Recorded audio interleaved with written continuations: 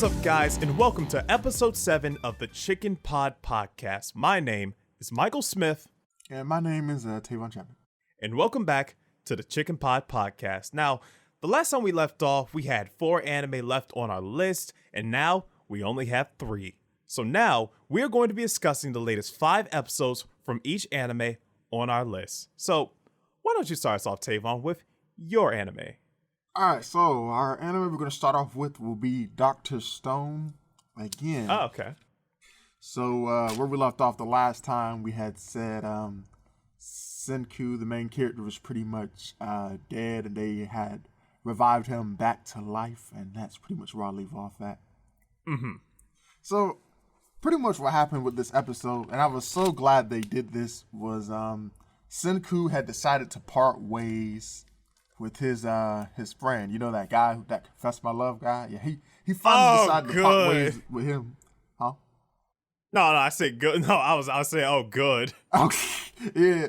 So pretty much, he told him to infiltrate the base of what was that guy's name again? Got his name. Oh, Tsusaka. Yeah, that was his name. He told him to pretty much go infiltrate the base of him since they want him to believe that he's dead. Oh, okay. And then that was when Senku, he pretty much went to go gather some survivors. That was pretty much what his job was. So that was when they parted ways there, and it showed this mini fight between this yellow-haired girl who was surprisingly a survivor that nobody knew was alive, and she went up against Tsusaka. And they had like a mini brawl. It was like this yellow-haired girl, and she had like 2 daggers, and they had like a quick like mini 5-minute fight. She had lost, and she was pretty much trapped in on these trees. And then that was when Senku had came along, and he had found her, and then he told her to wait, give him the rest of the day, or if she can't wait, and he'll try to like get it out now, because he pretty much had to like build like this complicated rope and whatnot to try to pull up the tree. She was like, nah, I can wait. So then that was when she pretty much had saved him. I mean, he pretty much saved her. And then after that, that was when she said, I think I've taken a liking to you. And then that was when Senku was like, oh no, I saved her life and she already likes me. And then she was like, nah, it's not like that. I meant we could become comrades. He was like, oh, thank goodness this is more logical. I was like, oh, okay. So then that was when Senku, he was he went to sleep. He was pretty much laying down by the campfire, and he noticed the girl, she was sleeping, but she had like her 2 daggers in her hand. He was like, what are you doing? Are you some kind of wild animal with those 2 daggers in your hand? He was like, nah, I don't trust you yet. That's what she was like. Oh, okay. He was like, fine. That's fine. I mean, I'm not some kind of guy to go after some kind of loner anyway. He was pretty much like making like these smart remarks and whatnot. So then after that, what happened was they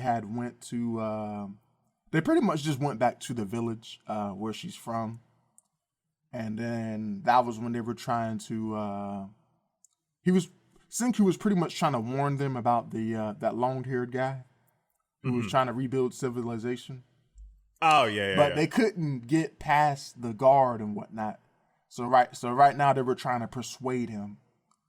So after that was when pretty much they found this guy in this shed, and pretty much he's the guy. You know how back then they considered science fiction sorcery. That's what they called it. Oh, okay. Yeah, so this guy, he tried to challenge Senku to like a sorcery battle. But it's not like the battle you're kind of thinking of, like some bloody battle. But it was pretty much like to challenge their scientific physics. Like he tried like something like rubbing his hair on like foam to create electricity, you know, something like that. Okay. So obviously you already know who lost the fight. Since he's like way ahead of civilization. Oh yeah, definitely. So they pretty much got him on his side, and then they pretty much made like a shiny spear to try to get one of the guards on their side. And that's pretty much like where they're at right now. Yeah, that's pretty much where they're at right now. Just getting introduced to the villain and trying to convince their way to get inside. Okay. All right. So, how would you say you feel about the progression of the show so far? Would you say it's going slow? Would you say it's a pretty good pace, or would you say like you don't know like how to feel about it right now? So I feel like it's gotten way better now that they've parted ways, and like he's doing his own thing and his friend is doing his own thing. So and he actually has a woman that's not a damsel in distress. She can actually fight her own battles. So I'm actually okay with this. Okay. So you say from the episodes you've seen compared to the last episode, you feel like this is a way better improvement? Would you say it's gotten a lot better? Would you just say like it's a little bit better from the episodes you've seen so far? I'd say it's gotten a whole lot better. Just getting rid of those two characters as a whole just made this show a lot better. Because if they didn't, I would have probably dropped it at this point. Oh, okay. All right. So how would you probably say like so from all the characters you've seen so far, would you say you're pretty much you like the characters you have so far, like all the ones you've seen? I know you prefer them way more than the other characters you had. Oh yeah. I mean, I like the girl, and I like Senku pretty much right now. Okay. All right. What about the villain they're like building up or whatnot? Oh, the villain, he seems pretty okay. I'm actually okay with him. Yeah, I can work with him. Okay. All right. Would you still say the soundtrack is just kind of yeah, them soundtracks are still kind of, I'm not feeling it. What is this rap? Nah, I'm not feeling it. Was there any good animation during the episodes you like saw? I'd say maybe that quick fight scene, but that's about it. Okay. All right. I think I said the gist of like, I think I said the gist of it. So what would you probably give like, so currently from like the episodes you saw, what would you probably give the show so far right now? I'll give it a 8. It's at an 8. Yeah, I'll give it about an 8 for right now. An 8? Because I'm curious to see what he's going to do. Like, I'm curious to see what his new crew is going to end up looking like. Okay. I'm just imagining we get someone even worse than that other guy. You're like, oh, it's like just a really flamboyant character. Hey guys, oh my god, you're so cute. Look at that big bubble butt. Oh my god, I love that hair. What? What? I'm just imagining. Yeah. Okay. So it just has like you say that's the gist so far. So far, you're just like intrigued. Yeah, that's the gist of it so far. Okay. All right. Then I guess I can get to my anime next. All right. So the first anime that I saw out of the 3 that I had left was Beastars.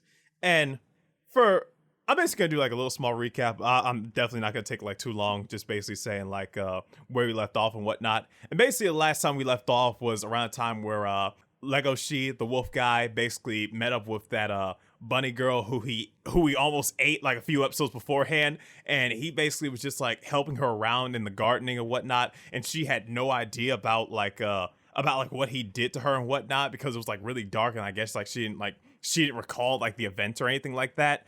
And we get to that one point where I told you Haru like said like, oh, you really helped me out. I don't know how to repay you. And then like Legoshi was just like, oh, you don't have to do anything for me. And then like she like said like, no, I can repay you. And then like she started taking off her clothes, started stripping. It's like, huh, what's going on? And then like that's when he was just like, he didn't know what to do. He was just like, yeah, you can put some on. I'm gonna go. And he just like ran out. He just like ran out of the room. He just like couldn't. He just like he was just caught off guard with that. He didn't know what he was going to do. And basically, we leave off that, and what we get to next is pretty much the main thing that they focused on in the few episodes that I was watching was the performance for Louis, the deer guy, the popular deer guy, who's really like good at like talking and like is very manipulative and whatnot. And in the last episode, I also brought up that he also sprained his leg, but at this point, it's a lot more than a sprain. And we find this out during the performance when he does the performance, because he's like the head actor in like the drama club. He like does the performance, and he does like a really great performance. And right as the performance ends, he just drops and basically just like falls down, and basically like he basically can't do another performance after that, because right after that performance, he had another performance like the day afterwards, and because of that, he had to get replaced. And the replacement for Louis was this Tiger Man. It was this Tiger Man named Bill. And we seen Bill before, but he was just like kind of like that background character. We were just like you like that character that didn't even have like any dialogue at first. You're just like, oh yeah, there's like some tigers, some lions, some bears. Oh my, like just like some characters in the background that like we really didn't see. Oh yeah. But in the few episodes that we've seen him in, they gave so much character to this dude that just like became Louis' replacement. It caught me off guard how much character they like gave him and whatnot. Like basically what happened was that the tiger dude came out and he became his replacement and whatnot. And because Bill became the replacement for Louis, someone had to take Bill's spot. Because Bill at first was like the villain and like the player and whatnot. And the one that took his spot had to be Legoshi. And Legoshi's never been a play before. He's always just been behind the scenes. He's always been that dude that's like just like helps out behind the scenes and whatnot. So he wasn't prepared for this whatsoever. But what really caught me off guard was when like, because they had to do like stage combat, like Legoshi and Bill had to do stage combat. And during the stage combat, Bill said, nah, I don't want you to play fight me. I want you to hit me with everything we got. Come on, hit me. And he was like, what? Or then he was like, hit me. And then Bill started fighting for real. And he was like, what's going on? He was like, come on, wolf man. You think you're that big and bad? Nah, I'm a tiger. We don't need no stage combat. We can fight for real on stage. And I was like, oh, and it really just caught me off guard how much Bill was just like, this like, dude, he was just like, nah, we can just fight for real. I don't care about this or whatnot. Nah, we're carnivores. We're taking over this school or whatnot. He just like, really like, it almost made me think, is he gonna be like the villain of this show? Like, I'm just like thinking like, it's like really caught me off guard how much character they gave him for this like little like few episodes he's just been and whatnot. And then what really caught me off guard is when we get to the day of the play, we have Legoshi just like chilling around and he's like sees Bill, and out of nowhere as he's like talking to Bill, he starts smelling on Bill. He's like, what the hell does that smell? And he's like smelling him. He's like, why do you smell like a rabbit? And he like starts smell like rabbit all off him and whatnot. And he says like, you have something in your pocket. And then like he said, come with me. And then like he like goes to the bathroom with like Bill and whatnot, and he said like, let me see what's in your pocket. And he's like, I got nothing in your pocket. That's what Bill says. He's like, I got nothing in my pocket, man. Nah, chill. He's like, nah, let me see what's in your pocket. And Bill took this bottle out of his pocket and it was rabbit blood. And he was just like, why the hell do you have rabbit blood in your pocket? He's like, don't worry, I just need like, it's just like a thing that like stimulates me or whatnot. It's just like, it like gets me going during like the during the performance. I just sniff it once and now I'm like good to go and whatnot. This like, where'd you get rabbit blood though? Because the thing is, the only rabbit we've like seen in the show so far is Haru, the one that was like about to like strip for Legoshi, and the one that he almost like that Legoshi almost ate and whatnot. So he already knows like that blood came from like Haru and whatnot. And then like Bill also like said like, you're no right to talk about me. I know like you have those animal instincts as well. You probably just wanted a sniff of this blood too. You probably just wanted some of this blood yourself. Don't you put me in your problems. I'm not a wolf like you. I'm a more prideful being. And they just walked out. And then after that, like Legoshi was just like, before this, Legoshi was very calm. This time he was mad. And it was like the first time ever where like you saw him mad. And this is where we get to the performance itself. And at this point, Bill is out there performing his scene, doing it right and whatnot. And then Legoshi comes in. And then you just see him slowly coming in. And then like you don't see his face at first. And then like all you hear is just the thoughts in Legoshi's head. And he said like, all right, Bill. You want to play that way? You think rabbit blood is a great way to stimulate your performance and enhances you?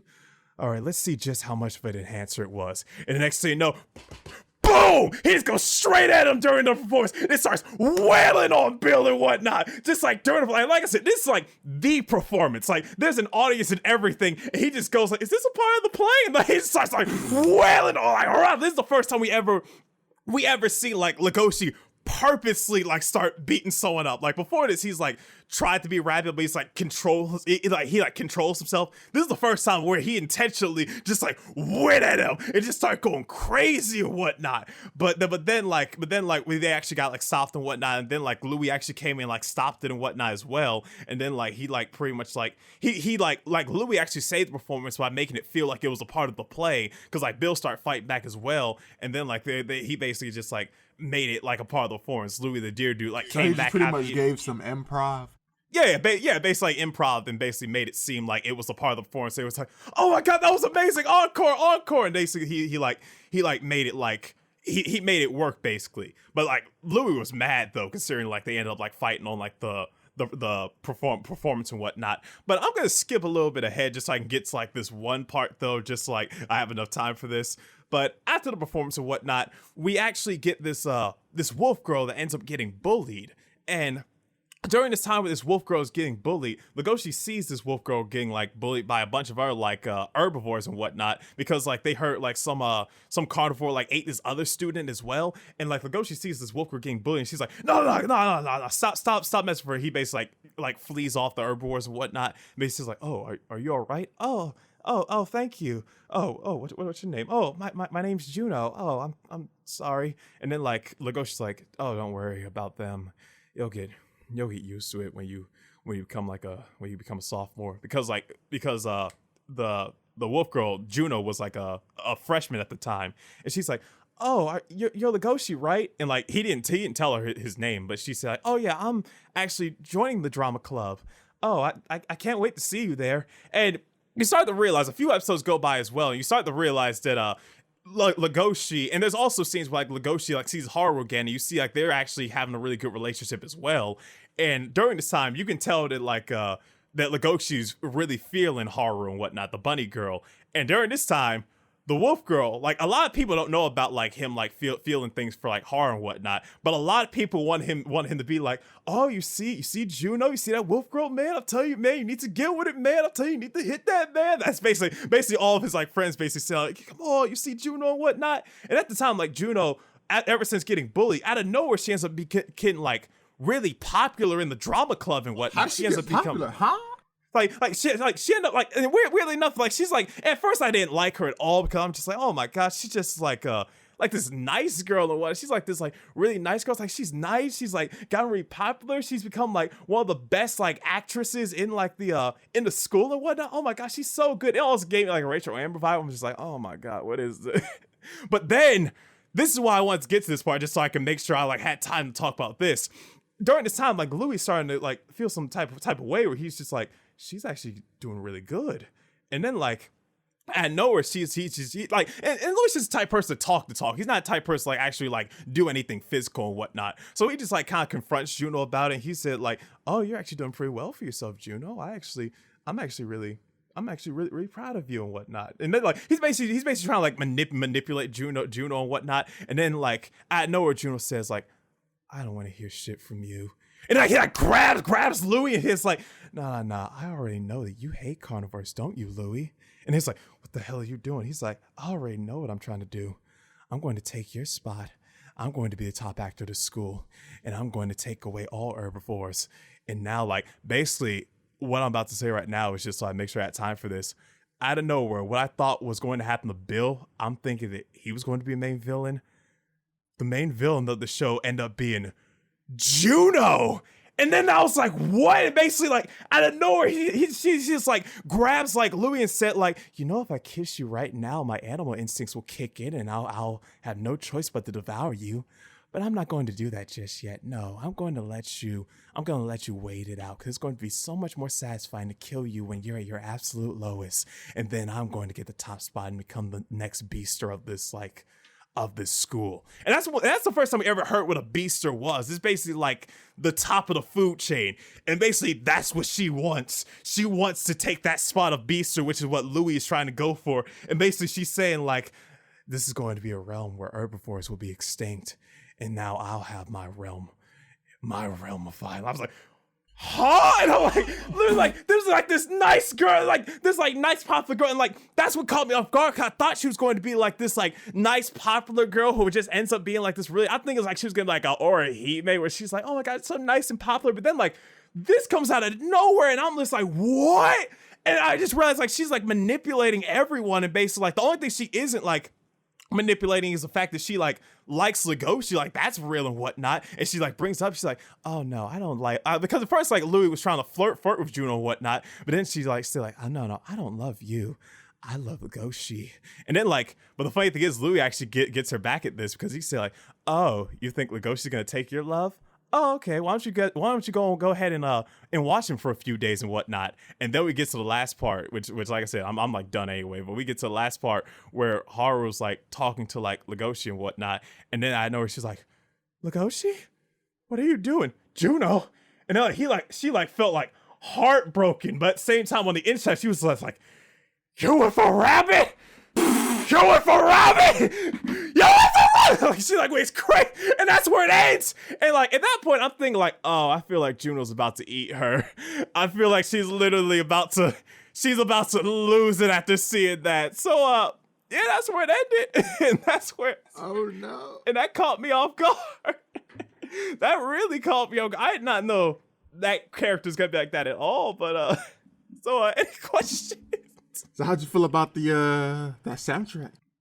Like because you did say earlier podcast that they had a lot of different character soundtracks. See, and that's what. Oh yeah, the soundtrack was actually like the soundtrack was still really good in the show, and that's probably what gave me like the impression like Juno was going to be this like lovey-dovey like popular character, because like the soundtrack, because like every character has their own specific theme, and like she had like this like very like la la la la la la la la la la. It was like this like happy-go-lucky. So I'm like, huh? Oh my god! It was just like I feel like I'm back watching that. Like you remember that other anime that I dropped the first one? Like, oh my god! Yeah, hot dog man, come on! It like felt like that. It was like so bubbly and nice. I'm just like, oh my god, I can't stand this character. And then I know where like the soundtrack changes. It's just like, it was like it went from like being like lovely, like creepy in a way when she like grabbed Louis and said like, no, I'm going to become the next Beastar of this school. This is going to be my world, an age of carnivores. I'm like, huh? I'm like, what? I thought you were.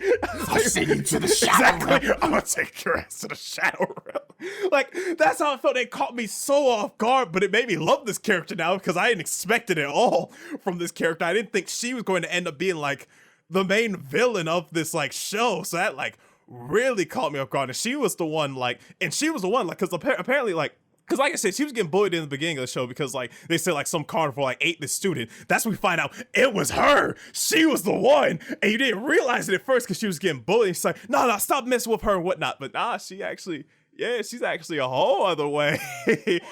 She caught me way off guard. But yeah. But any other questions? So who do you think that wolf guy's going to end up with? See, so far I actually do like the relationship between him and Haru. And I don't think Legoshi like sees the wolf girl like Juno in some type of way, but it wouldn't surprise me if Juno like the wolf girl like did something to manipulate him to get him to fall for her. So I don't. So I had to see like what Juno does. So like, and that's why I feel like Juno might try to eat Haru, like the rabbit girl, because I feel like, oh, I'm so sorry for your loss, Legoshi. Don't worry, I'm here. I'll hold you. It's all right. You'll find another girl, like maybe a wolf girl, like huh? Something like that. Something tells me that like after she saw that she is going to try to eat Haru. She is going to try to eat her after that. So that like, so that's definitely going to like cause something at some point. Anything else? No, that was all. Okay. All right. Yeah, I'd guess like, oh yeah, well, I guess like for now, just for the shock factor and whatnot, I'd say so far I'd probably give it a 10 right now. I'd definitely probably give it a 10 out of 10 because like, just because that plot twist at the end where like, I thought she was going to be one way and she ended up being that other way. I'd be like, what? But what? No, that just really caught me off guard. So I'd probably give it so far 10 out of 10 just from like how I'm feeling about it so far, and that like caught me off guard. But anyway, you can go to your next anime now. So the next anime is Kono Oto Tomare, that the music anime. And if you remember where we left off the last time, I was telling you about how the guy who was the delinquent. Oh yeah. And then you had the new girl who had joined the club, who was kind of like she was all nice, but then she was really just, that wasn't her true color. She was really just some spratty rich girl or whatever. Yeah. So anyway, we get on to what happened pretty much in these next few episodes was they were in the middle of practicing, and then after that they pretty much just they took a break and they went out to eat, and the girl, she was kind of like she didn't know how to like cook the food or whatever, so she was like just sitting there. Okay. And then that was when Kudo, he was like, if you don't know how to do something, just speak up and say something or whatever. And the same thing could be said about the club too as well. And then after that, they skipped to this shop that they were that Kudo practices at the end of the day. Like that's pretty much his secret spot for when he practices after school. And then that was when he was pretty much exhausted from playing, and then that was when he decided to give it a try again. And then he played this really elegant sound, and then that was when the girl she heard it from a far distance away, and then she came around the corner and she like listened to him play, and she was moved again because to her she thinks that the way somebody plays, the way they sound when they play, that pretty much reveals them as a character as a whole, the way they play. So that was when after that we just go to the next day when one of the club members started telling her about Kudo's past. That whole thing about his grandpa and whatnot, because she never knew about it. So then that was when unexpectedly she was actually kind of like shocked, and she actually kind of started like crying somewhat.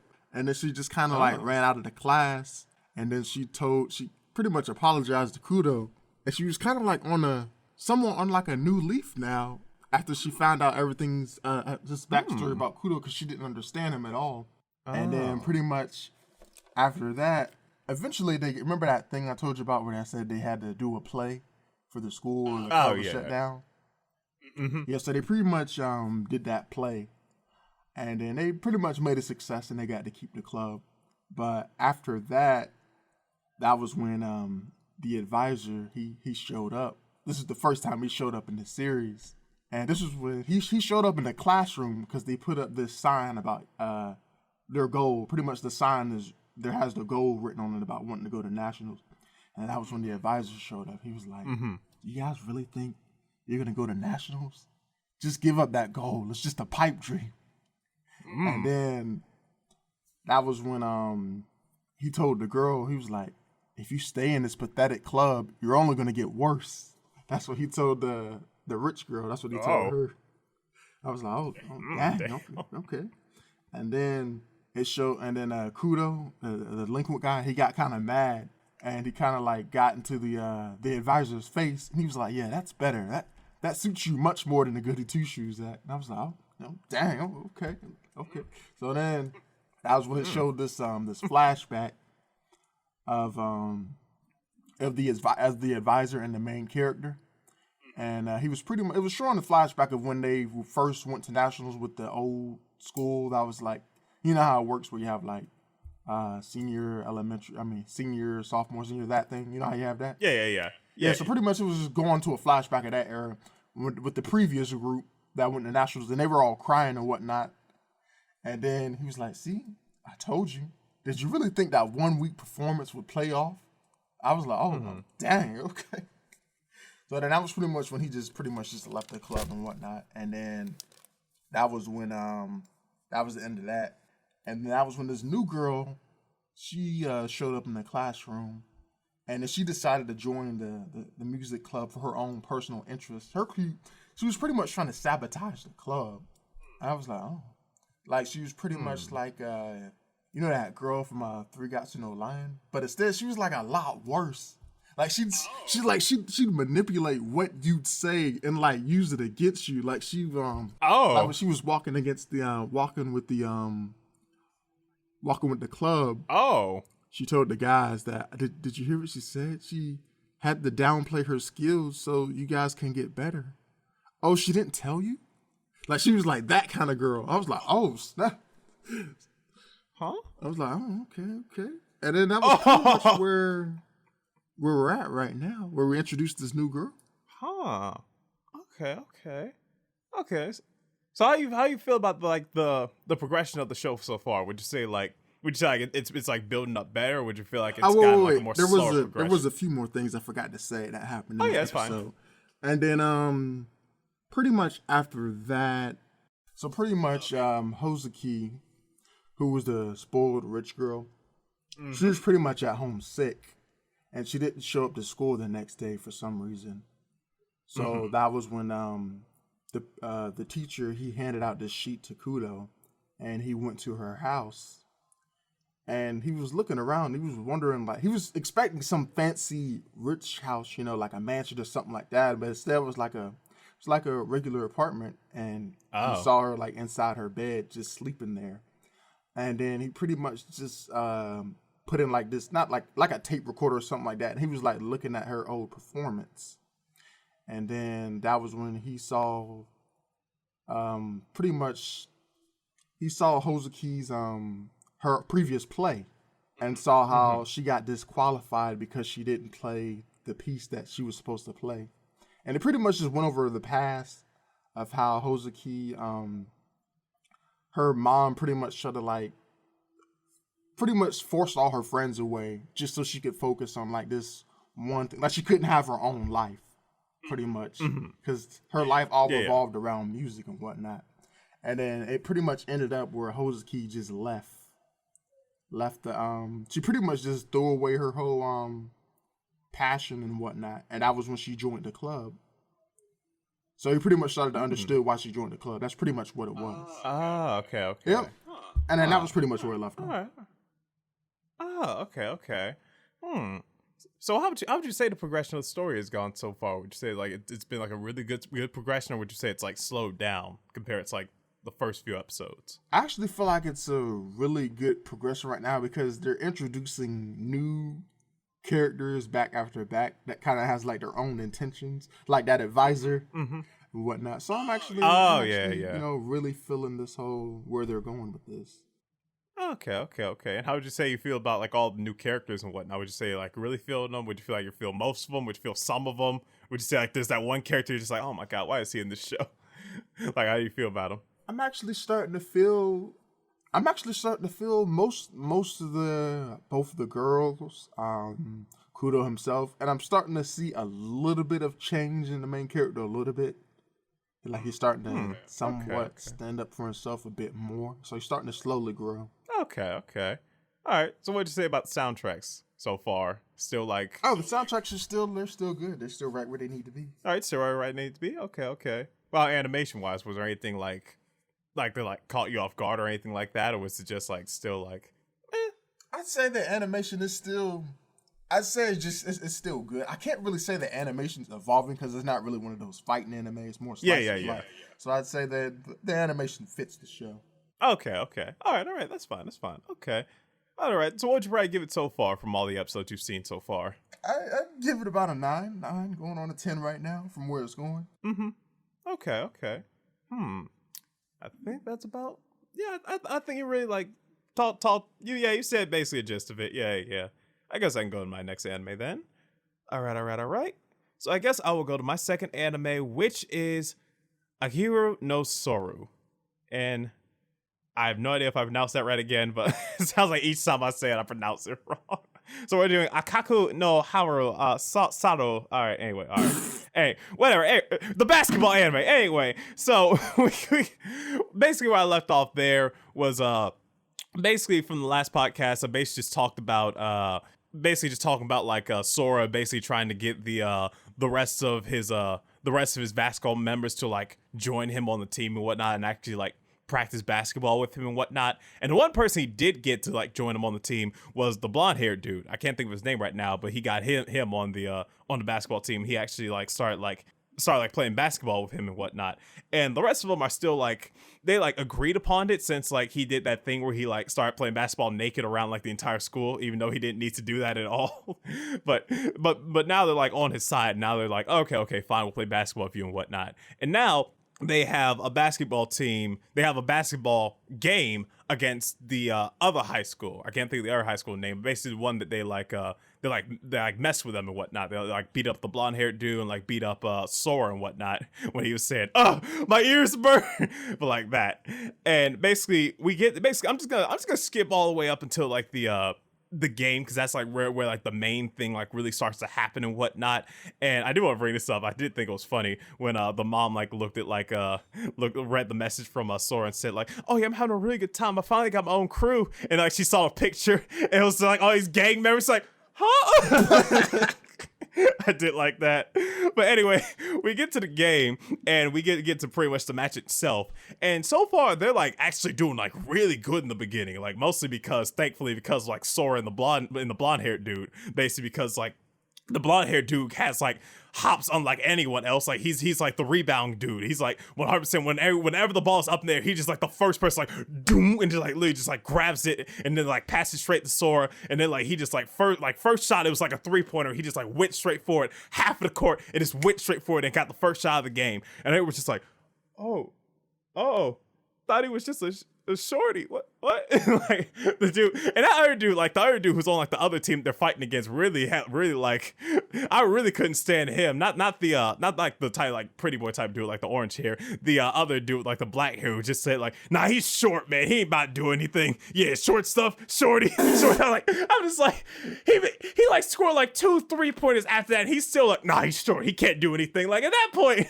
I mean, even if I had that mentality, I feel like by the time he scored a 3-pointer on me, I would have been said, like, you know what? He might have been a shorty, but yeah, let's not underestimate this dude after he just scored like 2 3-pointers on us in a row. But anyway, we basically had the match itself, and so far they're actually doing pretty good for themselves until like the orange-haired dude starts to find like Sora's weakness and starts to understand like, oh, I know why you won't go on like the left side of the court, like the little left corner of the court before, because you're not good at shooting there. And that's when he like started putting him to that side more. He started like blocking his shots more, and he started like blocking them more so he can go to that side more. So whenever he would shoot there, he would always miss. And that's when things started to get bad and whatnot. And it's not like the other people on Sora's team are really helping that much either, except for the blonde-haired dude, because all they can do really is just pass. They're like, we can't shoot, we can't dribble, so we're just gonna give the ball to Sora, and we're just gonna let him shoot the shots, basically, because that's like all it can do, basically. Because before that, the female basketball player Makoto, yeah, basically like, Makoto like showed them like, oh yeah, if you can't dribble, at least just pass it or whatnot.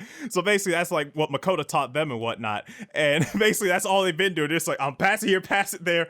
And the one thing that I actually started like feeling bad for like the actual like Sora's team and whatnot was when they started getting like fake fouled on, where the other team would like say like, oh, he pushed me, and like just like fall on the ground. He's like, I didn't even touch him. And they like start messing with like the team because they're like novices. They're like, oh yeah, they don't know anything about it, so we can like mess with them and like we can get them like lose a team member or whatnot. And they did. They actually lost like Sora's team lost a team member in their group, and they needed someone else. And that's when like oh yeah, that's when the Afro dude was like up there. He was just like watching with his quote unquote date that he had there that like looked like a Japanese mannequin doll or something like that. I don't know what this female was. And she only went there with him because he wanted to see that orange-haired dude on the other team. He was like, oh my god, I love him. And then he's just like, man, all right, I'm gonna leave. He was just about to leave until Makoto stops the Afro dude, and she's like, yeah, they're like down one member. Like, what are you doing? You're really just gonna watch them like lose and whatnot? And this is when we actually got into the backstory of the Afro-haired dude, like a bit of it, where we saw like he was actually like in like a basketball match and they were getting destroyed. They were just getting like destroyed. Like they barely had any shots in this basketball game, to the point where the Afro dude just straight up left the game and he just went and got some ice cream and whatnot. And like the blonde-haired dude was just like, what the hell are you doing? He was like, and like the Afro dude was just like, I mean, there's no point in like trying when I know we're gonna lose. So like, what's the point?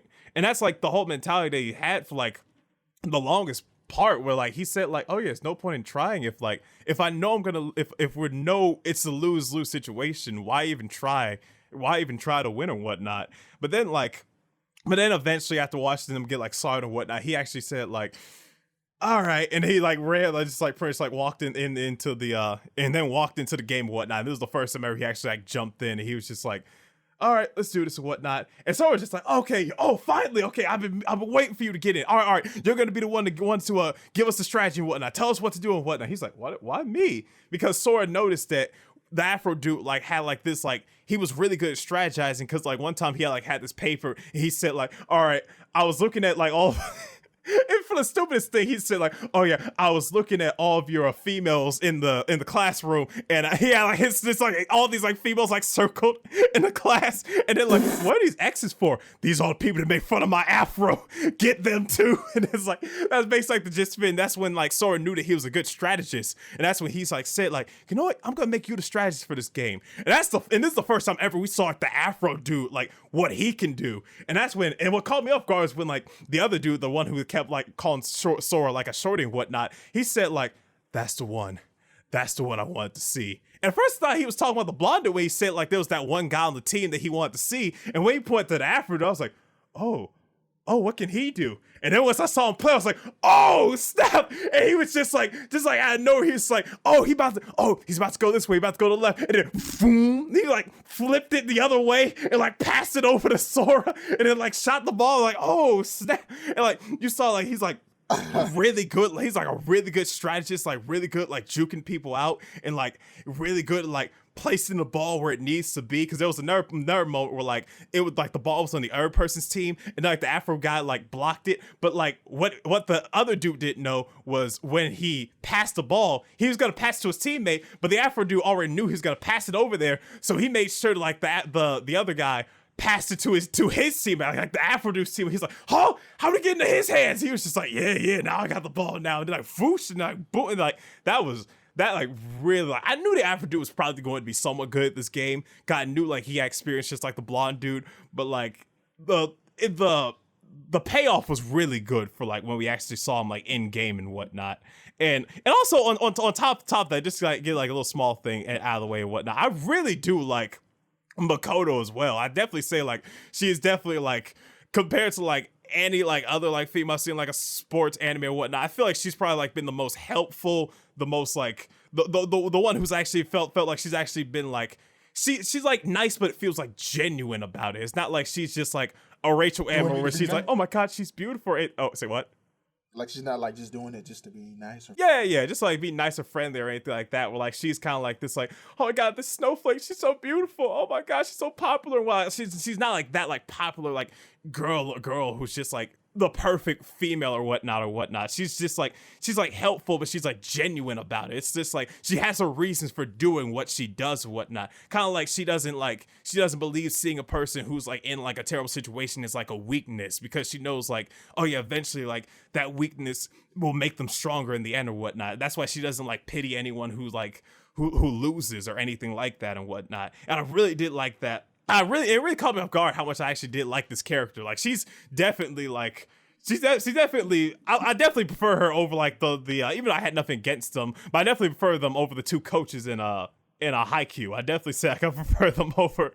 She's definitely like, I was like, because I feel like she's had more screen time. She actually did more compared to like those two and whatnot. But yeah, that was basically like where we like got up until the end and what. Oh wait, I forgot. That wasn't where we got to the end, because we actually got to this last moment right after the game, after they end up losing the game and whatnot. But like they still like respected him and whatnot. They still like, you know what? I actually respect you and whatnot. Like everyone still like respected like Sora for like putting up a good fight and whatnot, and then like everyone like respected him and whatnot. And then like we get to like a few days later after the game and whatnot, and then we see this one dude playing basketball. He's like playing basketball like this hoodie and whatnot, and he's like do. I was like, oh, this dude's good. What's going on and whatnot? All right, let's go talk to him. Like some of the people from Sora's team like kind of pretty much like confront him and whatnot. And I know where boom, it was like just like blood, and I'm like, oh man, what the? And then like I know he just starts like, all right, come on, guys, he's like beating up everyone. And I'm just like, who is this dude? He's like starts like going like ham on everyone. And then like Sora says like, dude, like, what are you trying to do and whatnot? Why are you trying to mess him? Boom, and it like goes for him too. He just starts like wailing on everyone. And then like he just like takes his hoodie off and whatnot. And he's just like, yo man, I want you to get out of my way and whatnot. You're just dead meat right now. You're like in the middle of me like playing right now. And that like we find his like name is like Kite and whatnot, and then we like see like this dude like this dude like caught me off guard. I didn't know how to feel about this dude because it like caught me off guard when he just started beating up everyone. And started like playing them up like the moment he like saw him and whatnot. So, but I do know that like the blonde haired dude was like he's like really curious about him and whatnot, especially considering like they like just like been told by the advisors that they can't fight anymore or else they're not able to use the court and the whole team will be disbanded. So now it's just like, oh, we're trying not to fight, and now this dude is coming in trying to fight everyone. It's just like, man, why does this have to happen now? Like, but at the same time, like the blonde-haired dude and Sora are both curious about him because like he's a really good player. He's like really good from when they saw him and whatnot. So like so far, I'm like definitely intrigued about this character and whatnot, and he like caught me off guard when he like showed up. So like I'm very intrigued to see where this goes right now. So yeah, that's about like where it ended off right there. But any questions? So how did you feel about the what episode did you stop at? It was around like episode 8. Oh, so you didn't get to the part where they were playing each other in the circle? Oh no, I didn't get that part yet. Part episode 8? Was it? I was there. It was like the main thing I saw was just like even though like, because we were out of time, the main thing I didn't talk about was when he was like playing basketball like in front of like the females and whatnot, and then like hit that other female, and that was like around like that's what happened and whatnot. Yeah, that was like the gist of what I got. Oh, gotcha. Yeah. But yeah. But anything else? Okay. Even though that wasn't your question, it was just like, did you get this? So how you feeling this anime so far? Would you give it like a good scale? Or would you say? I mean, do you feel like it's gonna be something you'll be dropping? I mean, considering right now, I'm definitely like a lot more. I'm definitely like really intrigued about where this goes now. So I'm like curious to see where it goes. See, the bad thing that happened with this anime, the only bad thing that happened with this anime isn't even because the anime itself. The only bad thing that happened with this anime was that I'm watching this anime while I watch these other 2 really good ass anime. So it's just like, oh yeah, this really ain't fair. Like, it's not fair on that spot because I like all 3 anime, but I'm just saying like considering like where this is going right now, I'm definitely really intrigued. But compared to the other 2, I'm just like, I'm just like, this progression, like, I'm sorry, but out of all the 3 progression-wise, I would definitely say, like, this is going the slowest. Not saying it's bad, because it's really good so far, but it's just, like, compared to the other ones, it's just, like, I mean, because right now, I'd probably give this one a 9. So considering I give the progression of this anime a 9 out of 10, you know I'm not saying it's a bad anime whatsoever. It's just that if I gave that a 9, obviously you know, like, considering I gave like the other ones about like a 10, like that's exactly like, it's basically like a 9 going up against like a 10. That's basically like the only problem that I have right now. So it's just like an unfair advantage basically for the show. but yeah, anything else? Oh, okay. What about the tracks? Oh yeah, that's also another thing. I actually do feel like the tracks got a lot better as like, especially during like the game itself when they start playing. I feel like I start feeling them a lot more compared to like when I first like watched the show and whatnot. So I was just like, okay, I'm curious. Like there was actually like a few tracks in there that actually like worked for the situation. I actually like really did enjoy and whatnot. So yeah, I actually really did like enjoy a couple. Excuse me, but I actually did like enjoy like the soundtracks more compared to like when I first watched it. What about, would you say you have a favorite character? Favorite character? I mean, so far I definitely say like Sora's improved, but I am curious to see what the hell Kite's gonna do because he like caught me off guard when he started beating up everyone. It's just from the moment I saw him, I was just like, what the hell is this? Like this dude just came out of nowhere, just like started coming. So that's what like really made me curious and whatnot. But yeah, I'd say like so far he's like had me more curious. But like so far before that, I'd definitely say like the blonde guy's definitely like really like gain my respect now compared to like when I first saw him as well. So yeah, definitely like say like I definitely say like a good amount of the team like really like gained my respects and like I really got more intrigued about him as like the game actually happened and whatnot. So yeah. Okay, well, that's all. That's all. All right. I guess you can go to your next anime then. So we go into Vinland Saga, that the anime from the last time I was telling you about, where his dad Thor's were surrounded by these guys on the boats. So pretty much what happened was it was this big fight had broke out between Thor's and this other guy with yellow hair who was the leader. And it was pretty much like him. He was just handling his whole crew along with like his bare fist. He didn't even draw his sword yet. Just like just damn. breaking their arm. He was pretty much. He looked like Mamoru. I mean, he moved kind of like Mamoru Uchiha from Naruto. Oh, okay. He just came in. He didn't even draw his sword. He was just like, bah, bah, bah. He just started swinging his sword. And he was doing all those movements. I was like, okay, I'm feeling this guy. All right. So then he just stopped for a minute. Well, actually, this one guy went on a rampage, and for some odd reason, I guess he might have just ate something. I don't know what he did, but he just started going crazy for some reason. And then I was like, okay, maybe he might get a challenge. Next thing you know, about one hit, he died. I'm like, damn. Okay, I guess that's it. Because they spent like 5 minutes on this animation of this guy going crazy. I was like, that was it? He got one shot? Okay. So then, after that was when Thorders, he just stopped what he was doing. And he just kind of like pointed out the leader right off the back out of all those guys. And he was like, and the leader, he came up. He's like, "How did you know it's me?" He was like, "I can smell it. I can easily smell it. You're the leader." And he pretty much challenged him. He challenged the leader to a duel. And he was like, "If I win, that's when your crew has to leave. You guys gotta let us go. Like pretty much surrender and whatnot." So that was when the leader stepped up. He had like a quick brawl with Thorders. And Thor's pretty much went toe to toe with him for a bit, but then that was when Thor's pretty much just easily won because he like broke the sword, and then he like took the enemy's sword and whatnot. He held his knife towards him, and then that was when some other guy tried to like hold his son hostage. So that was when Thorders, he was like, "It's over. You already won." I mean, I already won. Because they pretty much do like this kind of swear thing. Like I swear on my great-great-granddad or some shit like that.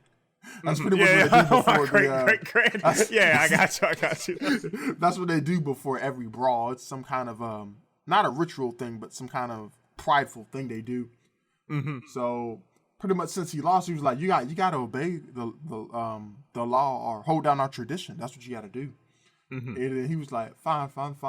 And then that was when pretty much the villain who lost, he was like, "Why don't you just kill me? I can't surrender in front of all my men."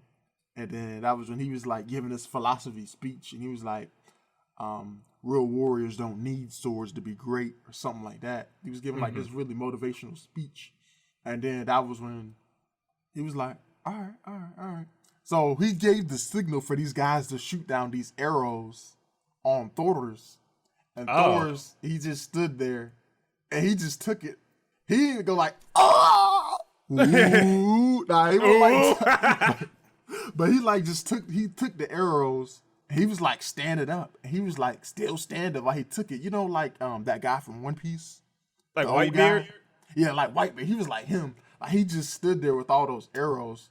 And then he looked at his son who was held hostage. And then he told his crew, he was like, "I want you to take my head and give it to so-and-so as for proof that they killed me. So then they won't target the village." I was like, oh, dang, it's going to end like this. And then he looked at the guy who had his son hostage, and he told him, he was like, "What are you doing? Let my son go. Can't you see I'm already going to die soon enough anyway?" So then he was like, oh, okay. He pretty much let him go. And then that was when Thor's, he had already he tossed the sword into the water. Instead of like cutting off the leader's head, he threw his own sword into the water because he was like a prideful man. And then that was when he pretty much just like died right there. It was like a really good scene too, because it was like he died in like not like a weak way. Like, man, this man is weak, but like in like a good way. Like he was so strong, he shouldn't have died. He was like Itachi, he was kind of like Itachi. Where he was like, he's this good, nobody should kill him. He was like that kind of level. So then that was when the son, the whole crew pretty much got away. Thor's crew, they got away, but his son was the only one who was left. So they pretty much they took his son, and while his son was on the boat, he was like, he had like this, I don't know how to describe that sinister look. You know that picture I sent you of Yato? Yeah. A while back on Kick? Oh, he had that look on his eye. Like, first he was crying. He was like, Dad. Then next thing he got silent. And then he gave this stare, and then he looked at the whole crew. He was like, "I'll kill you. I'll kill you all." And he gave the belly. I was like, "Oh, shoot." Like, oh, okay. Okay. And then everybody else, they were laughing. They were like, "Yeah, right," and whatnot. And then that was when the son, his name was Thorfinn, and he pretty much, once they reached their destination on a boat, that was when he challenged the leader in his dad's place. He was like, "Come on, let's fight." And obviously the kid, he lost and whatnot. Yeah. And then that was he pretty much went into the forest and he started like training and whatnot. And like nobody fed him and nobody gave him anything to drink. He had to pretty much figure it out on his own. So he slowly started to adjust to the world, and it just started. And then he started to learn how to kill on his own and slowly started growing. And pretty much the only reason why the kid stuck around with the guy who killed his father is because he intends to take his head one day. So it pretty much showed the progression of the kid growing up, and he pretty much like stayed by his side, like pretty much following his orders to like take over villages and whatnot, because he's just doing all of this just so he could eventually one day kill the guy who took his father's head. And then around the end, around the last episode, this was when he was like I don't want to say he was like a teenager at this time.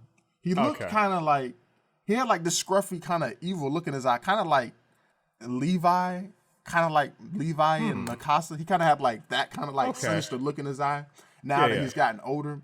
And he was pretty much, I thought he was pretty much really, really good because he started like taking people's heads off and whatnot. And he started like charging in battles and on his own and whatnot. He was like that kind of, he was on that kind of level. I was actually really feeling him.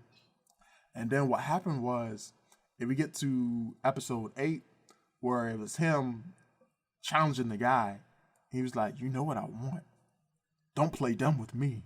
I don't want your money. I want a challenge." And then they pretty much got into the middle of the circle, and him and the guy who took his father's head, they started having like this street fight, and they started like brawling and whatnot. And I thought the kid was actually doing pretty good, holding his own and whatnot. I was like, okay, I'm feeling it. So then that was when the guy who took his father's head, he got like, I guess he started getting into his head. Like he started like playing with him. I guess he was like, he's not strong enough to take me on or something like that. So he was like, who was it that I killed again? I don't remember. Can you refresh my memory? Was it your father? Are you sure it was me? He's pretty much just started messing with him. Messing with his head, and that was when the guy got mad. I mean, the kid got mad. He started charging in. He's like, "Argh!" And next thing you know, that was when the guy who killed his father, he pretty much just flipped him over, and he won the battle.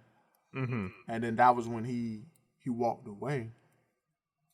And I was like, oh dang! So the kid was pretty much back to square one again, where he's got to pretty much keep challenging him until he win. And I didn't know this at first, but you know the guy who killed Thor's? Yeah, pretty much after the fight was over with him, they did like a flashback, and it was like, how many men did Thor's kill of mine? And then it was like, there were 28 wounded, but none of them were dead. And he was just sitting there and whatnot. And I was like, oh, okay. So then they get to this scene. This is the last scene, and I'm gonna stop right here. Where this girl, she's pretty much a slave and whatnot. And she's pretty much like getting hit with like a whip and whatnot. And then her slave owner was talking about how weak she was. And then that was when the guy was like, she's not weak. She's just not utilizing her properly.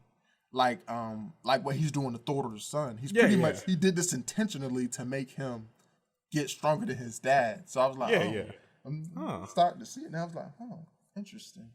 And I was like, dang. Yeah. That was pretty much that. That actually sounds pretty interesting. Okay. So how'd you say, like, so I know, like, after, like, because I know you talked a lot about, like, Thor's and how, like, you, like, really like that character. how would you say the progression has been like so far after he's been dead? Like, would you say like you're still feeling the show, or would you say like, man, this is just like K Project, man, I'm done with this show? Like what would you say you feel about the show now after like ever since like he died, and like how the progression is so far with his like son and like the one who killed him? See, I'm kind of half and half because I was mad that they killed off Thor's. I was like, I just want you to just look at it, just like those first 2 episodes, just be like, he died? This guy was Maru Uchiha. He shouldn't. So I was kind of like half and half. But then when I saw like the progression with his son, or he was just like this crybaby at first. He was like, I'll kill you. I'll kill you. When he got like that, I was like, oh. I actually started like kind of feeling the son somewhat. So I'm curious to where this. I'm actually somewhat curious to where this goes.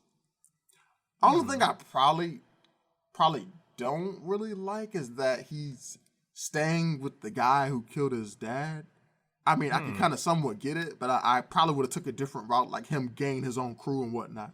Yeah, but I guess they have their reasons for why he's staying with them. Mm-hmm. Okay. Yeah, so I guess so I got mixed feelings about it. All right. So how would you say like the animation has been like so far, with, like the fight scenes and whatnot, like everything you've seen? I'd say the animation was pretty good. I was actually liking it. Okay. How about the soundtrack? 'Cause I know you talked about that one soundtrack, but I know like how would you say like, was there anything else like different with soundtracks? Was it like good or bad? Like how would you say you felt about it when we heard it in these few episodes? I feel like the soundtracks fit the anime, but I just wouldn't download them. Like I feel like that they'd only be good just for that once. Kind of like how you felt about Dragon Ball Z, about how they were good just for that anime, but you wouldn't listen to like. Okay. I got it. Okay, so what would you probably give it so far from the episodes you've seen? I'd give it a 9. I'd actually give it a solid 9. Okay. I just still have mixed feelings about that one thing, but that's about it. Other than that, I give it a 9. Like I don't hate it, but I'm just like in between. Yeah. Like I feel like regular me would give it like a 7 only because of those mixed feelings, but I feel like it deserves a 9. Okay. Because I know I was still debating on like I was feeling like what's he gonna give this guy? I know he liked that part, but I know he's like somewhat conflicted about it too. So I was like curious to see like where he was gonna rate it or whatnot. Yeah, I was gonna give this like a 9, but I would give this probably like a 6 because they killed him off. So I don't know, like, but okay. Yeah, but I think I said my piece though. All right, I guess I'll go with my next anime then, which is pretty much my last anime. All right. So we are here now with my final anime, which is The Promised Neverland. Now, I've already like pretty much gushed and talked about how much I love this anime so far, and like the last podcast and the podcast before that one, and basically just saying like how like I love the atmosphere, how I love the characters, how I love what the progression is happening with what's going on so far. And for this one, this was, I'm just gonna start off by talking about it basically. Okay, so basically to start off, we basically have mom talking to the because in the last episode that I watched, there was a mom brought in a new mate to pretty much help her out, and this mate was just as crazy, if not even more crazy than her. She was basically like this black lady who like talked to this doll who like talks back to her, but it doesn't even say anything, and she's like, "Oh, I'm gonna steal mom's position and become the greatest mom in the world. Then I'll blackmail her, and she'll get in trouble for it and whatnot." And basically, like, she had this whole plan to pretty much take the original mom out basically and whatnot. But basically during this episode of the anime and whatnot, where it gets like the first episode I saw, mom already knows about all of that. She's like, "Oh yeah, I already know she's trying to like steal my position and whatnot." She basically like knows everything and like the gist of like everything that's going on and whatnot. And she says like, "Oh yeah, once she's done being useful for me, I'm gonna kill her." And just like pretty much like already knows like what she's gonna do with like the mate once like everything is over and once she's gotten what she wants, and knows how to deal with the kids before they like try to escape or anything like that. But here's the thing that really gets really intriguing, because the first few episodes just start off where it's basically just like Ray, Norman, and Emma, like the 3 main characters, basically like coming up with a plan to like escape and whatnot. That's basically what the few episodes have been like so far. But then we get to this one moment that really made me curious, was when they realized that the reason why mom knows all this stuff and knows a good amount of this stuff is because someone's been feeding her intel. Basically meaning one of the kids is a traitor. Basically meaning one of them knows everything that's been going on and has been following them and knows exactly what's been going on. So basically the entire few episodes have just been like so far just like them trying to find out how to break out, them like coming up with a plan, and them like looking for this traitor and whatnot. And right now Norman's like really the main one that's coming up with this plan, like brainstorming stuff, basically saying like, okay, if we do this, we do that. So far I feel like we need to leave in like 10 days. I feel like 10 days would be the perfect time, because even though we have 2 months before they have another shipment of kids to lead the orphanage, I feel like 10 days would be enough because of this, that, and that. I won't go too much into details, but like 10 days is where like they're like looking for in order to lead the school and whatnot, basically like escape the gate. So they basically what they do is they basically, while they're looking for the traitor and whatnot, they tell these 2 characters I never really brought up in the last one because they were like somewhat side characters. There's these 2 characters called Dawn and Gilda, which is Dawn is like one of their other friends, and Gilda is like Emma's like best friend. Like she's like her like best female friend. Like obviously she's not like one of the main 3 characters, but she's like Emma's like best female friend and whatnot. The only like female of the school besides like her and Emma. So like basically like the reason why they end up telling Dawn and Gilda about what's going on. They don't tell them exactly everything that's going on. They just give them like the little like the gist of things, like how like the fact that we gotta escape because like this school isn't what we thought it was, but not going into like too much detail and whatnot. And the reason they told them and not tell them in complete detail anyway is because they think it's one of those 2 are the traitors. They think it's one of those 2. And at first Emma's somewhat in denial over the fact that like Gilda would be one of them because like she's like her best friend and whatnot, but it really like Norman really had the facts ready and said like, oh yeah, like who was talking to mom during that point, or who was talking to mom during this point, and then like it really like boiled down between like Dawn and Gilda, like those 2. And during this time Norman comes up with a plan, basically setting a trap that can basically tell them whether or not it was Dawn or Gilda who are the traitors, so we can find out which one of them is the traitor by setting up this trap. And basically the way he set up this trap was basically he told Gilda and Dawn that he had escape rope. He had an escape rope. He told Gilda that he had an escape rope in the closet, and he told Dawn that he had an escape rope under his bed. So that's basically like the way he like set the trap. And if one of the ropes are gone, he knows who did it. So that's basically like the gist of like how he did it. So he goes, so like basically like Norman and Ray, like Emma's like trying to distract mom and whatnot this time, and Norman and Ray, they both checked like the closet escape rope, and it's gone. It's basically gone. No. I almost messed up. Never mind. It ain't gone. It's there. It's still there. Like no, they found out. So basically, which was the rope that Gilda like, which is the rope that Norman told Gilda about, basically like the rope. So we know that Gilda isn't like the traitor and whatnot. At first they like really build it up to make it feel like Gilda was the traitor, which really made me think like, and at first like in the beginning when they said that there was a traitor, I was thinking Gilda anyway, because I was like, yeah, she looks like she's like somewhat of a shy girl, and I said like, yeah, it wouldn't surprise me if she went from like being somewhat of a shy girl to actually being like a manipulative like traitor and whatnot. It wouldn't have surprised me, but like she actually isn't the traitor and whatnot, and like Emma's like relieved about that. And then they go and look to under Norman's bed because he told Dawn that like it was he told Dawn that it was under Norman's bed. So Norman basically checks under bed and the escape rope is gone. And basically Ray's just like, oh well, I guess, damn, Norman, I guess Dom actually did it. Damn, I'm shocked. All right, good job, Norman. And then as Ray's about to leave, Norman says, nah, stop right there. You did it, Ray. You're the traitor. He's like, what the hell are you talking about? He's just like, you want to know when I told Dawn? You remember when I said I told Dawn that the rope was under my bed?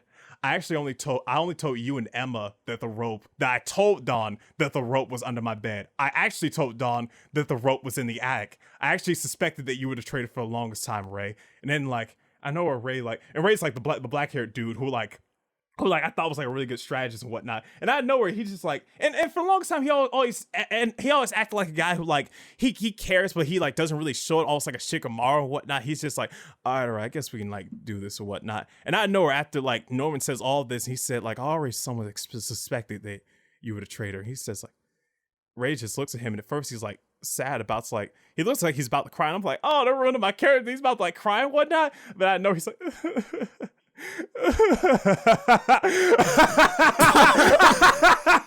And he's just like this maniacal laugh. And what made it even cooler, more manipulative, was the fact that like there was this theme that played where like we like found out the reveal that like Ray was the traitor the whole time. Where like it like gave me chills when I heard it. And he was just like, I always knew you were the best planner, Norman. I just didn't think you'd plan it like this. I didn't think you'd be this good to know about it. And then like he like talks about like, and then Norman talks about like, and this shows like how good both of the characters are, like how smart they both were, considering like not only that Norman suspect that Ray was the traitor, but Norman also like he realized that, you remember when I said where like Emma like realized when that one girl like left the gate for the first time and Emma saw that she left her bunny rabbit. Do you remember why I brought that up? Like, oh, she left her bunny rabbit. Let me go give that to her. And like they like, and like Emma and Norman went past the gate, and that's when they like saw what happened to like the school and whatnot.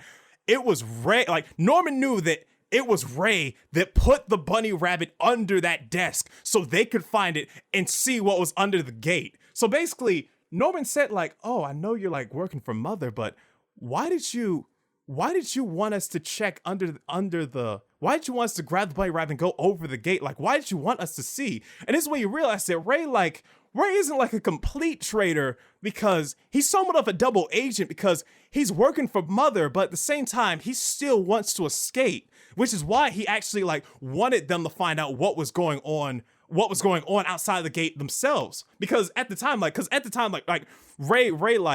Ray's been acting clueless, acting like nothing's been going on, where he's known about all of this longer than anyone else. He's been helping Mother for like months now about like this entire like strategy and whatnot. But he actually does want to escape. But his whole goal was to escape with Norman and Emma. He didn't want to escape with the rest of the kids. He's like, nah, I ain't escaping with them. Nah, they're dead weight. They're just like gonna get us killed. We're not about to waste that time. Which is why he like wanted Emma. Which is why he wanted Emma and Norman to like basically like go out there and see what was going on outside the gate. So it was him that planned everything. He's basically been the one like controlling what their whole like escape plan was, and he's basically been controlling everything Mother knows. So he's basically been like the one basically like planning everything out so everything can go the way that he wants and whatnot. And it wasn't until like Norman brought this up where like his like plan kind of got like, oh, okay, all right, fine. You know what? I'll actually help you out right now.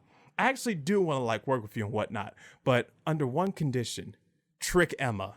I want you to make her believe that we're taking everyone in the school, where in reality it's just us. That's it. And maybe Dawn and Gilda, because I know you guys are really close with them, but that's it. We're not taking anyone else, because I'm not taking people who are on a suicide mission to basically get themselves killed.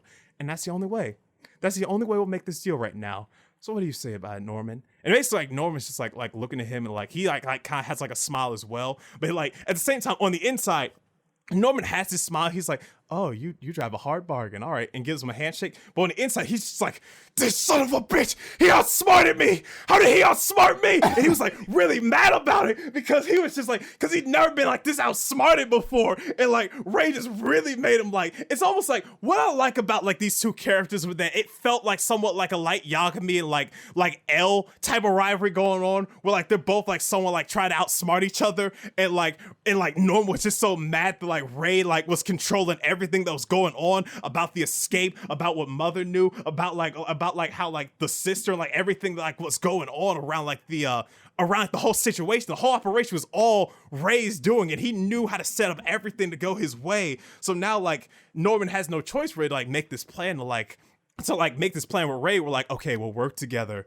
and we're basically have to trick Emma into like basically saying like we're gonna take him and whatnot. I had a change of heart and whatnot. Let's go and escape together with all the kids and whatnot. Where in reality, like it's like Ray like that's what Ray's plans want to do. He just want to escape with them, and that's it. Where with Norman agrees to the plan, but on the inside he's just like, at this rate, I might have to kill Ray, because there's no way I can go with that plan right now. There's no way, and there's no way in hell I can hassle. Like, he did it for two reasons. One, because he was a traitor, and two, because he feels like he has to kill him, because he's somewhat petty, because he's just like, I can't have anyone smarter than me on the team. Like, it's a weird thing. It's weird because it's not like he's doing it for the good of the cause. He's doing it because like he's somewhat petty. He's somewhat outspoken. He's just like, nah, I can't have him living. He's way too smarter than me. I can't have that. And like after that, we get to like the last part where where Ray basically tells Emma that he had change of heart and says like, "Oh yeah, let's go help the kids. Let's go save the kids." And this is when like when you realize that Emma's just as smart as all three of them, because she said like, oh, "Okay, I'm so glad you had change of heart." She like did it like all happy go lucky. She was like happy about it, but on the inside, she knew that Ray was lying when he said that, and that's where it ended right there. So I'm so curious to like, there's like a game of chess that's going on right now. We're like, I don't know where the hell this is gonna go, because like every single one of them has a different plan in mind. Emma wants to take all the like kids to escape and whatnot. Norman wants to take all the kids as well and like follow Emma's plan, but he knows that Ray is like knows everything, and he knows like, I'm gonna have to kill Ray at some point. I don't know how we're gonna have to get Ray off our case. And Ray is just trying to escape with them three. So like that's basically like the whole gist of what's going on right now. And I'm like really intrigued. And like Ray really like, I was already liking Ray already, but like I started liking, during the few episodes before this, I started liking Norman a little bit more because Ray didn't really have that much screen time. Because like the few main characters that like they say like those three are the main characters, like Emma, Ray, and Norman were the main characters. But most of the screen time was really just on Emma and Norman. And it really irritated me that Ray didn't have that much screen time. And now I know why, considering what they had planned for this right here. Because this whole reveal and this whole traitor angle where like we see that he was the one controlling everything behind the scenes. So I really like that. And so far, I'm like, as much as I was hoping the show wouldn't dip, and so far I've been intrigued from like beginning to end. And like that was just like a chilling feeling when like I like saw that he was like the traitor and whatnot. But yeah, so you got any questions? Nah, you covered everything. Yeah. But yeah, that's basically a gist for right now. Yeah, like so far, I'd definitely say like, yeah, I gotta give, just for that whole reveal of the traitor, I gotta give that a 10 out of 10 too. Yeah, I never do that, but for that, I had to, like, just like those reveals right there, just like that, like really caught me off guard. How many episodes does this anime have anyway? I believe 12. Yeah, I think it was like 12 episodes. So I know I don't have that much left. So I'm like curious. I'm like, please tell me there's like a season 2 and there's more after this. Unless they ended it in a way. I feel like there might be a season 2 depending on how they ended. I don't know. We'll see how it goes. But I guess for now we'll go to categories for now. Okay. Favorite character so far out of the 3 anime you've seen? So I'm gonna have to give it a Thor. I'm gonna have to give it a Thor. You're gonna give it the Thor? I gotta give it to him one last ride. Rest in peace, man. Okay. For me, see, for the longest time, for the last 2 episodes, I gave it to Legoshi, but after that episode of Promised Neverland, I gotta give it to Ray. Ray so far, like, he caught me off guard for how manipulative and how he was like this cold mastermind behind the scenes and whatnot. Yeah, I gotta give it to Ray for that. All right. Worst main character out of the 3 anime you've seen? Still that confess about love guy. But still give it to I know they parted ways, but nah, he's still good. He's like, I know he's gone, but he's still there. All right. For me, I guess I'll give it to. Yeah, I'll give it to. This is one character in the Promised Neverland called, I think it was like, that was Don, like one of the guys who we thought he was the traitor. And he was just like this like smart mouth dude. He was too obvious to be the traitor. He was just like, man, shut up, man. Yeah, y'all all so smart, man. Oh, y'all smarty pants. Like, what? Smarty pants? Like, it was just dumb. Yeah, I'd say it's the worst. All right. Favorite episode out of the 3 anime you've seen so far? And I have to be with Thor's died. How'd you kill him? Makoto. All right. Let me see. For me, what episode was that? Yeah, episode 5 of the Promised Neverland with that betrayal. It was hard because like it's like we had like 2 big reveals. Like in Beastars, we had the reveal for like Juno, and then like for this we had like the reveal of like Ray and whatnot. But yeah, I gotta give it to episode 5 and whatnot. But what about Kai? Remember his big reveal? He came in. Yeah, he had a reveal too, but you don't understand, man. I thought these characters were a different way. They caught me off guard. It was like we had like it was like if you took like a character who was just like you didn't like, and then said like, oh yeah, it's like if you had like a character who was just like, oh hi, I love you all of you. I'm just like, I love bubbles and rainbows. Just like, yeah, I'm gonna kill all these sons of bitches when the time is right. They're all dead to me. Huh? It's like just like that one character you don't expect. Like they all peel on ices apparently. But anyway, all right. Worst episode out of the 3 anime you've seen. I'm gonna have to say when they were trying to bring Senku back to life, that was kind of cringy to me. Okay. He needs me, and I need him. Oh, no. I'm the brain. He's the brawn. He's the brawn. I couldn't give. All right, I got you. And then you had this beat in the background. Nah, huh? Nah. Nah. All right. I guess. Oh, that's hard because there actually weren't really that many episodes I hated. But I guess probably episode. And there was this one episode in like Beast. This was weird. I didn't bring this up because I wanted to talk about the main key points, but probably episode 6 of Beastars, only because it was just like, it was weird to start, only because of the beginning half was like filler. It was like, I'm gonna be short on this, but it was like Legoshi was like eating this like egg sandwich, and then like there was this chicken girl right beside you. He's just like, oh, you like those egg sandwiches, right? Yeah, they're so good. He's like, oh, I just want you to know that those are my eggs. So what? I start spinning. I was like, what does this have to do with the show? It was still funny, but it's just like, it just like came out of nowhere. Those are my eggs. Fresh from the womb. Oh no. I couldn't when I heard that. All right. Nah. All right, but anyway. All right, next one. All right. Best animation out of the 3 anime you've seen. I'll give it to Vinland Saga. I'll give it to them. The fight scenes, they were pretty well done. Okay. See, yeah, I'd still give it the Beastars. I do think that animation is like really good, especially considering like it's 3D. I'm just like, this doesn't look like PS2 like Ruby. This actually looks good. What is this? But yeah, definitely Beastars. The animation was really good. All right. Best atmosphere out of the 3 anime you've seen. See, I'm gonna have to give it a tie for this one for Vinland Saga and Kono Oto, because they both have like, Kono Oto is at the same time, for Kono Oto, it's like a different type of atmosphere. They're improving the characters as the show goes on with the character development, but at the same time, they're introducing new characters with the bad motive, like what I said about that assistant, and about that new girl that showed up trying to sabotage the club. So it's like it's like a fitting atmosphere in a way. And for Vinland Saga, you got that kid, I'll kill him. Yeah. Okay. All right. For me, Promised Neverland still, like, that's probably going to win the entire thing for atmosphere-wise. All right. But anyway, okay. Next one. All right. Best soundtrack out of the 3 anime. Oh, still Kono Oto. Oh, still Kono Oto. Okay. See, I said Beastars for the last, like, animated out for the last, like, podcast and all the ones, but for this one, I gotta give it for them to the...